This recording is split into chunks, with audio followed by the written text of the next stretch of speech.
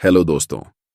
आज के वीडियो में हम डिस्कस करने वाले हैं सपोर्ट और रेजिस्टेंस के बारे में। यह प्राइस एक्शन सीरीज का सबसे महत्वपूर्ण कॉन्सेप्ट है, इसलिए इसे अच्छे से समझना बहुत जरूरी हो जाता है। आज के वीडियो में इस टॉपिक को इस तरह से समझाएंगे कि आप जिंदगी भर नहीं भूलोगे। इस वीडियो के दौरान हम सीखने वाले हैं सपोर्ट और रेजिस्टेंस क्या होता है, सपोर्ट और रेजिस्टेंस को चार्ट्स पर कैसे ड्रॉ करते हैं, और सपोर्ट और रेजिस्टेंस को यूज करके कैसे ट्रेड में एंट्री और एग्जिट करते हैं। बहुत आसान भाषा में समझाऊंगा, इसलिए वीडियो को पूरा देखना। तो चलिए वीडियो को शुरू करते हैं, लेकिन उससे पहले चैनल को सब्सक्राइब कर लें और वीडियो को एक लाइक कर दें ताकि इस सीरीज की आने वाली कोई भी वीडियो आपसे मिस न हो पाए। वीडियो को शुरू करते हैं और सबसे पहले जानते हैं सपोर्ट और रेजिस्टेंस क्या होता है। ये चार्ट्स पर बनने वाला सबसे महत्वपूर्ण जोन या एरिया होता है जहां पर मैक्सिमम क्वांटिटी में बाइंग और सेलिंग होती है। मार्केट के जिस लेवल या फिर जोन पर सबसे ज्यादा बाइंग होती है उसे हम सपोर्ट एरिया या जोन कहते हैं, और जिस लेवल या फिर जोन पर सबसे ज्यादा सेलिंग होती है उसे हम रेजिस्टेंस एरिया या जोन कहते हैं। इसे एक एग्जाम्पल से समझने की कोशिश करते हैं। मेरा फेवरेट स्टॉक है टाटा मोटर्स, और इस समय इस स्टॉक का प्राइस 1000 रुपये पर चल रहा है। मुझे लगता है कि अगर ये स्टॉक प्राइस 900 रुपये पर आ जाए तो मैं इसे खरीद लूंगा। मेरे जैसे बहुत सारे बायर्स इस प्राइस पर खरीदना चाहेंगे, इसलिए यहां पर 900 रुपये का लेवल एक इंपॉर्टेंट सपोर्ट की तरह काम करेगा। मैंने पहले ही बता दिया कि जहां ज्यादा बायर्स होते हैं वह एक इंपॉर्टेंट सपोर्ट एरिया होता है। ऐसा इसलिए क्योंकि मार्केट में शेयर्स लिमिटेड क्वांटिटी में होते हैं, और अगर बहुत सारे बायर्स एक साथ खरीदने लगें तो उस स्टॉक की डिमांड बढ़ जाती है, जिससे स्टॉक का प्राइस भी बढ़ने लगता है। अब आपने टाटा मोटर्स के शेयर को 900 रुपये पर खरीद लिया, लेकिन जब प्राइस 1200 रुपये पर पहुंचा तो आपको लगा कि अब प्रॉफिट बुक करना चाहिए, क्योंकि पहले जब इसका प्राइस 1200 रुपये हुआ था तो वहां से प्राइस नीचे गिर गया था। आप जैसे बहुत सारे शेयर होल्डर्स भी यही सोचेंगे, और तब 1200 रुपये का एरिया रेजिस्टेंस एरिया की तरह काम करेगा, क्योंकि यहां शेयर्स की सप्लाई बढ़ जाती है, जिससे प्राइस नीचे गिरने लगता है। सप्लाई और डिमांड को रियल लाइफ एग्जाम्पल से समझते हैं। मेरे गांव में 4 बजे शाम को सब्जी मार्केट लगता है। अगर आप 4 से 5 बजे के बीच में मार्केट जाएंगे तो आपको सब्जी थोड़ी महंगी मिलेगी, क्योंकि उस समय मार्केट में बहुत सारे बायर्स होते हैं, जिससे सब्जी की डिमांड ज्यादा होती है। लेकिन अगर आप 6 बजे मार्केट जाएंगे तो उस समय बायर्स कम होते हैं और सेलर्स जल्दी से जल्दी सब्जी बेचने की कोशिश करते हैं, जिससे सब्जी का प्राइस कम हो जाता है। अब आप समझ गए होंगे कि डिमांड और सप्लाई कैसे काम करती है। अब सपोर्ट और रेजिस्टेंस की रिलेशन समझते हैं। सपोर्ट एरिया का मतलब है ज्यादा बायर्स, और ज्यादा बायर्स मतलब हाई डिमांड। इसका उल्टा रेजिस्टेंस एरिया का मतलब है ज्यादा सेलर्स, और ज्यादा सेलर्स मतलब हाई सप्लाई। अब हम सपोर्ट और रेजिस्टेंस का सिंपल वर्जन सीख चुके हैं। अब हम इसका थोड़ा एडवांस वर्जन सीखने वाले हैं कि ब्रेकआउट के बाद सपोर्ट और रेजिस्टेंस कैसे काम करता है। यहां पर भी हम टाटा मोटर्स का ही एग्जाम्पल लेते हैं। 1200 की इंपॉर्टेंट लेवल पर सेलर्स अपने शेयर्स बेचते हैं, लेकिन बहुत सारे बायर्स को लगता है कि अभी भी प्राइस कम है, और वे इस स्टॉक को बड़ी क्वांटिटी में खरीदने लगते हैं, जिससे यह इंपॉर्टेंट लेवल स्ट्रांगली ब्रेक होकर ऊपर चला जाता है। ऐसी सिचुएशन में 1200 का इंपॉर्टेंट रेजिस्टेंस एरिया अब सपोर्ट एरिया की तरह काम करेगा। और इसका उल्टा, अगर 900 का लेवल ब्रेक हो जाता है और प्राइस नीचे चली जाती है, तो अगली बार जब प्राइस वापस ऊपर आएगी तो उस समय 900 का इंपॉर्टेंट एरिया रेजिस्टेंस एरिया की तरह काम करेगा। अब हम सपोर्ट और रेजिस्टेंस एरिया को लाइव चार्ट पर कैसे ड्रॉ करते हैं। चार्ट्स पर सपोर्ट और रेजिस्टेंस एरियाज ड्रॉ करने के लिए सबसे पहले हमें स्विंग्स को आइडेंटिफाई करना आना चाहिए। स्विंग्स ऐसे पॉइंट होते हैं जहां से प्राइस रिवर्स होती है।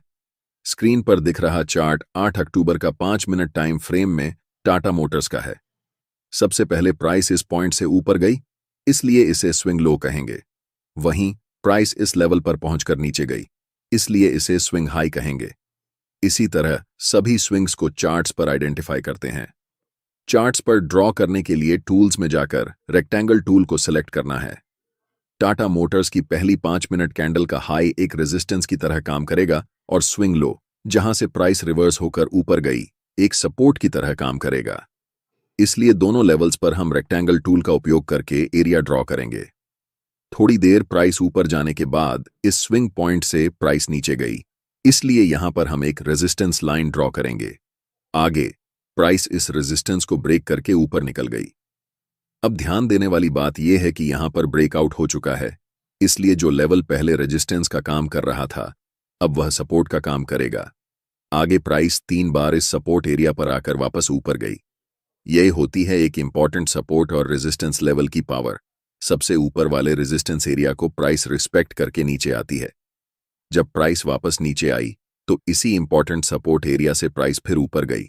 अंततः जब प्राइस सबसे ऊपर वाले रेजिस्टेंस लेवल को ब्रेक करती है, इस सिचुएशन में यह रेजिस्टेंस लेवल अब सपोर्ट की तरह काम करेगा।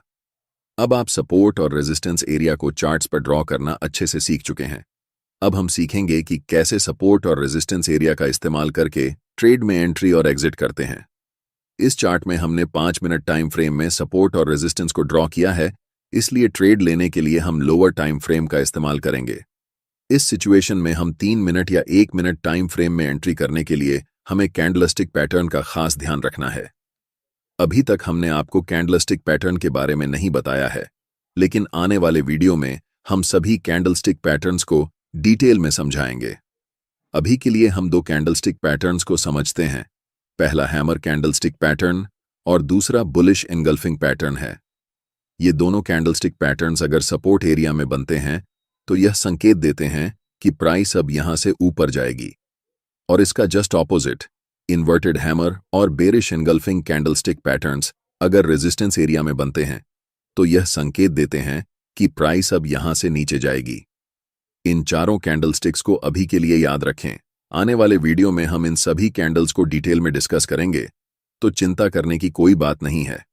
अब हम पहले 2 कैंडलस्टिक पैटर्न्स यानी हैमर और बुलिश एनगल्फिंग को सपोर्ट एरिया में खोजते हैं। पहले यह एरिया एक रेजिस्टेंस था, लेकिन ब्रेकआउट के बाद यह सपोर्ट बन चुका है।